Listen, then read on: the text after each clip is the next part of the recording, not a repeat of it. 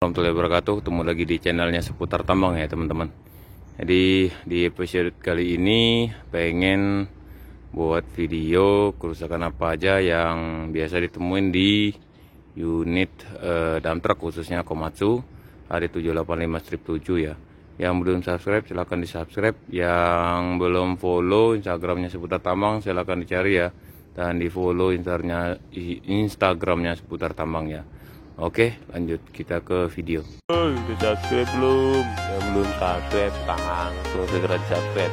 Doain mudah-mudahan dapat video orang-orang di tambang, amin. Dan subscribe itu gratis, langsung di subscribe. Selamat menonton. Assalamualaikum warahmatullahi wabarakatuh. Ketemu lagi di channelnya seputar tambang ya teman-teman. Jadi di episode kali ini pengen ngebahas ya kerusakan apa aja yang biasanya ditemuin di unit dump truck HD785-7 dari Komatsu ya, yang ada di tambang. Nah, kita satu-satu dulu ya teman-teman. Yang pertama dulu ya. Nah, yang pertama terkait ke kondisi hose ya teman-teman. Hose karet yang kayak gini ya. Hose. Nah, ini hose ini biasanya kerusakannya itu biasanya dia udah bocor ya teman-teman. Bocornya dari mana? Pertama, rata-rata kondisinya udah kayak gini nih ya. Kondisinya udah getas ya teman-teman. Jadi dia udah panas, udah umurnya ya. Soalnya kan bahannya kan karet ya teman-teman. Jadi hose-hose kayak gini kan indikasinya biasanya udah temuannya kondisinya udah bocor ya teman-teman. Bocor itu dipastiin juga apakah dia cuma ada o-ring, dari o-ringnya atau kondisi o-ringnya yang kejepit. Kalau enggak, kondisi hose-nya yang udah pecah ya teman-teman. Nah, contoh kayak gini nih, hose from recooling ya. Kondisi hose from recooling kan biasanya dia udah ada mulai crack tuh, udah ada indikasi ya.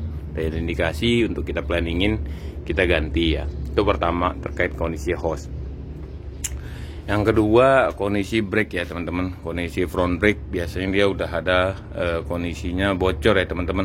Bocornya kan dia kan ada floating seal ya teman-teman di area front brake. Nah, biasanya dia udah panas. Kalau nggak panas biasanya udah kondisi umur teman-teman ya. Jadi dia indikasinya bocor tuh teman-teman. Terus kondisi A-frame yang memang kadang bengkok atau patah ya teman-teman. Tapi balik lagi standar prosedur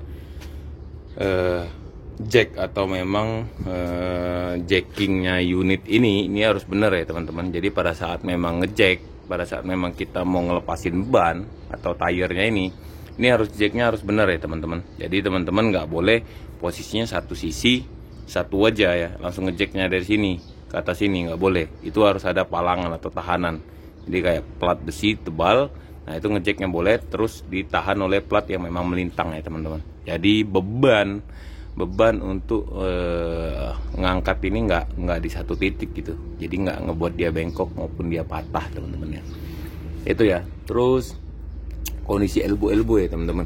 Kondisi elbow kayak gini biasanya dia kurang kencang itu, jadi retikten aja, jadi dikencengin aja ya teman-teman. Tuh kondisinya. Terus di area engine khususnya, jadi area engine ini water pump ya, water pump atau pompa pendinginan yang ada di sini ya, di unit itu biasanya dia ada dua ya teman-teman indikasinya. Pertama, dia memang bocor, jadi dia dari hole plug indikator. Yang kedua biasanya dia udah bocornya ke dalam, itu indikasinya dari PAP. Jadi sampel olinya kan kita ambil terus ya. Jadi sampel olinya kita ambil terus, dia kedetek kalau misalnya emang dia NA, jadi dia bocor ya teman-teman. Itu yang dari water pump. Terus kalau posisinya piping high pressure itu biasanya dia bocor itu gara-gara dia udah gesekan ya teman-teman. Jadi rubber clampnya itu dia udah gesekan, udah getas jadi keras ya. Jadi dia biasanya gesekan, bocor pipingnya itu ganti aja. Lanjut lagi, kompresor. Biasanya kompresor itu magnetic clutch-nya udah posisinya udah habis ya teman-teman. Jadi dia posisinya kadang selip, dan biasanya dia nggak kondisinya nggak ada angin untuk ke area kabin ya teman-teman. Terus kondisi fan belt biasanya dia putus atau enggak dia udah ada indikasi kendor ya teman-teman. Itu temuannya biasanya di lapangan. Kondisi di engine lainnya di area fan belt. Nah, terus posisinya di front cover jarang juga, tapi ya front cover biasanya bocor ya teman-teman. front cover. Itu effortnya lumayan juga ya teman-teman ya, effortnya. Oke ya, terus lanjut lagi. Setelah dari engine kita beralih ke suspensi ya. Suspensi ini biasanya dia bocor teman-teman, jadi dia harus ada programnya ya. Jadi harus ada program penggantian sealnya. Jadi dia bocor di arah seal di atas ya, jadi di arah seal pistonnya itu dia bocor, jadi ada program reseal lah, harus diganti sealnya ya teman-teman. Jadi periode per berapa jam gitu. Oke, itu aja sih kalau yang di sini. Kita lanjut ke belakang ya teman-teman. Kita lanjut lihat ke belakang sini. Nah, area belakang sini khususnya silinder biasanya bocor kondisinya. Ini biasa ditemuin. Kita ada program reseal silinder juga ya, jadi sealnya kita ganti juga. Jadi per periodik ada umurnya, itu harus kita ganti. Jadi jangan sampai ada unschedule ya, atau memang ya trouble di lapangan ya teman-teman. Ini sama tadi kayak kondisi hose ya, yang ke arah akumulator, brake dan lain-lain ya teman-teman. Jadi ya biasanya indikasinya bocor kalau untuk kondisi hose ya. Kalau untuk transmisi biasanya dia seal input ya teman-teman. Jadi seal inputnya dia kondisinya bocor. Ntar coba tak liatin ya. Kalau untuk transmisi biasanya dia bocor ya teman-teman. Nah contoh kayak gitu tuh. Tuh itu kan bocor di area seal input transmisi ya. Nah itu harus ngelepas drive shaft dulu. Terus couplingnya kita harus lepas. Terus kita ngelakuin ganti sealnya ya. Jadi seal input transmisinya dia biasanya bocor ya teman-teman. Itu ya, tuh seal input drive shaftnya kelihatan ya, tuh ada bocor, klem-klem. Terus kalau misalnya emang area klem kayak gini teman-teman, itu tuh biasanya bocor, dia kan karet dalamnya ya, jadi dia tuh harus dikencengin aja, kalau nggak diganti karetnya, klem-klem kayak gitu ya. Oke, kita lanjut di video yang lain ya. Lanjut lagi teman-teman ya. Jadi di video selanjutnya ini, jadi kondisi hose silinder ya. Hose silinder itu biasanya ini terkait hose-nya, biasanya bisa di visual check aja ya. Visual check dilihat apakah memang udah mulai getas ataupun mau pecah ya teman-teman biasanya. Nah untuk hose silinder biasanya bocor teman-teman. Jadi aktivitasnya biasanya udah ada rotatable atau komponen cadangan ya teman-teman, yang udah kondisi prima, yaitu kondisi seal-sealnya udah benar-benar diganti dan memastikan kondisi rootnya atau batangnya ini benar-benar dia sesuai dengan standarnya ya teman-teman. Oke, kita lanjut di bawah lagi nih di diferensial ya teman-teman. Jadi di diferensial ini biasanya kebanyakan kondisinya bocor ya. Nah kita coba lihat di video ini ya teman-teman ya, yang terang. Jadi kondisi seal input diferensial ini biasanya kondisinya bocor teman-teman. Jadi dimana kan muatan yang memang terus menerus, apalagi dia sering muatannya over ya. Jadi kondisi diferensialnya ini biasanya dia posisinya ada seal ya. Jadi seal input diferensial ini bocor dan harus kita benar-benar ukur ya teman-teman. Ada program adjustment diferensial. Jadi turun diferensialnya kita adjust preloadnya, terus split contactnya juga sekalian kita ganti sealnya teman-teman ya. Terus kalau untuk trap shaft, dan jangan lupa ya untuk maintenance trap shaft kan harus kita lakukan greasing ya. Itu ada nipple-nya. Ya, ada nipple trap shaft itu tiap kali servis itu wajib semuanya harus ke greasing ya, yang masih manual ya teman-teman. Jadi jangan sampai ada kegagalan kondisi akibat lubricating atau memang pelumasan. Itu ya teman-teman. Terus kondisi hose sama yang udah saya jelasin, ngelihatnya dari kebocoran aja ya kalau hose kondisinya ya. Oke, terus lanjut lagi di area ini ya, rear brake ya, rear brake. Jadi dia ada floating seal juga sama kayak front brake ya teman-teman. Jadi ya kondisinya floating seal. Nah dia itu ada dua teman-teman ya kalau posisinya ini. Jadi dia ada yang bocor keluar, dia ke sini di area housingnya brake itu. Jadi effortnya lumayan ya, harus ngelepasin brake-nya ya teman-teman. Harus benar-benar ganti komponennya ini atau kita ganti floating seal-nya. Terus kalau misalnya yang kedua, dia ada bocornya ke dalam. Nah bocornya ke dalam itu dia olinya masuknya ke diferensial ya, ke gardan ya teman-teman. Jadi ke arah gardan. Itu ya teman-teman kondisi area brake. Terus ini sasis ya. Ini sasis biasanya kalau memang dia udah ketemu kondisi jalan yang jelek, biasanya dia udah mulai crack ya teman-teman. Apalagi ditambah muatannya memang udah sering over ya teman-teman.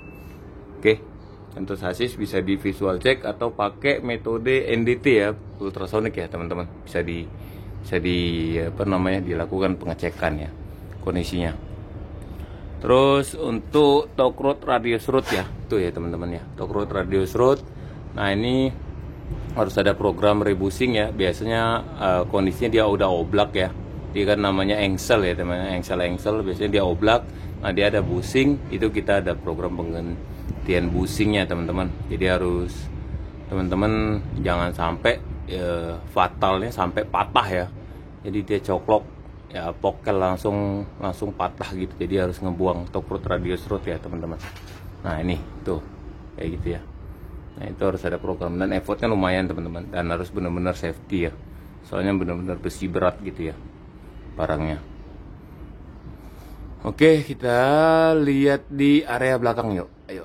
Untuk di area belakang unit ini ya teman-teman. Jadi biasanya kan untuk suspensi ya. Untuk suspensi kita kondisinya yang sering temuin kan dia nggak level ya, atau memang olinya bocor, kalau nggak nitrogennya memang kurang ya teman-teman. Jadi harus dilakukan re-adjust atau nggak re-oiling. Jadi leveling oli, kalau nggak di-adjust olinya dan nitrogennya ya teman-teman. Nah kondisi lampu, nah kalau misalnya di lapangan biasanya kondisi lampunya mati, kalau nggak konektornya ya teman-teman, biasanya konektor atau nggak kabel-kabelnya harus dilakukan repair aja, perbaikan ya teman-teman. Itu sih kalau misalnya di area belakang. Coba kita di area samping ya. Ini ya untuk daerah samping, biasanya ini kondisi kopling kayak gini teman-teman, biasanya bocor. Dia kan karet ya, jadi kalau nggak dikencengin aja, kalau nggak diganti karet yang di dalamnya ini, biasanya bocor. Kondisi dia bocor ya. Oke, dan temuan di lapangan biasanya side glass-nya ini biasanya bocor. Dia ada o-ring di dalam ini teman-teman. Jadi harus posisi olinya di bawah dulu, baru dilepasin ini, ada o-ringnya. Ini sama kayak tadi ya, hoisnya. Jadi dipastiin kondisi sealnya, kalau memang udah bocor ya di planning ganti ya teman-teman, atau direncanain diganti. Untuk lampu-lampu biasanya kalau memang LED ya, kalau misalnya emang udah beberapa matanya udah mulai redup, itu di planning ganti teman-teman. Saya aktualnya gitu ya. Lanjut lagi di bagian bawah sini, akumulator. Nah ini di dalam sini ya ada akumulator ya, coba kita lihat sini ya teman-teman. Jadi di akumulator, jadi intinya untuk membantu proses pengereman juga ya. Jadi dia posisi akumulator itu kan dia ada piston juga ya, jadi ngebantu pada saat memang proses pengereman biasanya dia bocor. Nah biasanya di reseal ya teman-teman kalau misalnya emang bocor. Untuk link kick sama dipastiin juga kondisinya greasingnya teman-teman, kondisi greasingnya. Dan ini ya, kalau untuk suspensi ada tambahan juga. Jadi pada saat memang kondisi dia bocor itu ada pengaruh dari dumping valve. Dia ada dumping valve dalam sini ya. Jadi dia ada semacam pelat untuk absorber ya. Jadi untuk ngempukin lah pada saat memang root ataupun piston suspensi itu main. Nah ini harus benar-benar dilakukan pengecekan ya teman-teman. Kalau memang ada yang indikasi crack ataupun retak, langsung diganti aja ya. Tuh ya. Nah ini kondisi steering ya, yang perlu diganti seharusnya teman-teman. Jadi kondisinya udah bocor kayak ini nih, basah ya. Jadi harus dilakukan reseal ya, jangan sampai rootnya sampai kena ya teman-teman, ditambah rusak sama parah. Ini kondisi di bawah-bawahnya, ini piping tuh basah kayak gini ya. Ini basah, ini klemnya ya teman-teman. Ini klemnya dipastiin tuh di atas ya. Jadi kondisi pompa, ini pompanya udah bocor ya teman-teman. Jadi dari cover atau headnya pompa itu udah bocor, kalau nggak di o-ring. Terus benar-benar dipastiin. Dilihat, itu banyak temuan di lapangan. Oke, kita lanjut di samping sana yuk teman-teman. Jadi kondisi di lapangan juga sering ditemuin kondisi steering valve ini. Steering valve ini biasanya dia udah mulai bocor. Nah kita harus ganti sealnya yang ada di steering valve ya. Steering valve kan orbitrol ya, saya muter ya teman-teman. Yang sering, jadi dia cuman buat ngatur olinya itu ngarahnya kemana. Soalnya kan itu kan ada hostnya 4 biji ya. Nah itu biasanya bocor. Nah itu diganti ya teman-teman kondisinya.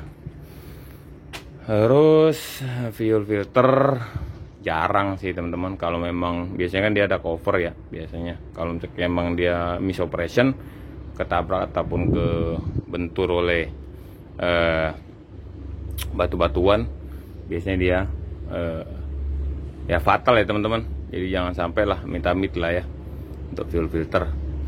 Terus untuk fuel pump biasanya dia di ACV ya, PCV nya di konektor di atas ini. Nah biasanya dia error ya teman-teman. Jadi biar gara-gara getar biasanya, soalnya kan dia kan cuma konektor aja di sana ya. Benar-benar dipastiin itu kondisinya. Tuh kondisi di area dalam, kondisi turbo cas ya dilakukan pengecekan ya teman-teman. Kondisi di area intake-nya teman-teman. Jadi kondisi blade-nya itu benar-benar jangan sampai ada chipping ya teman-teman. Atau memang ada rompalan itu. Dan radiator kondisinya biasanya ada kebocoran dan memang harus dilakukan repair, turun radiator ya teman-teman. Kalau enggak ya itu. Oke ya. Jadi tampilannya seenggaknya udah teman-teman udah pada tahu lah ya penjelasannya yang dari sini ya. Terus kondisi AC, nah itu AC itu biasanya evapnya udah kondisi kotor. Secara umum itu aja ya teman-teman. Jadi trouble-trouble yang ada di lapangan sih ya, unit-unit dump truck yang memang dari pengerjaannya sulit, jadi dari pengerjaan sulit sampai ya pengerjaannya nggak terlalu sulit juga ya teman-teman.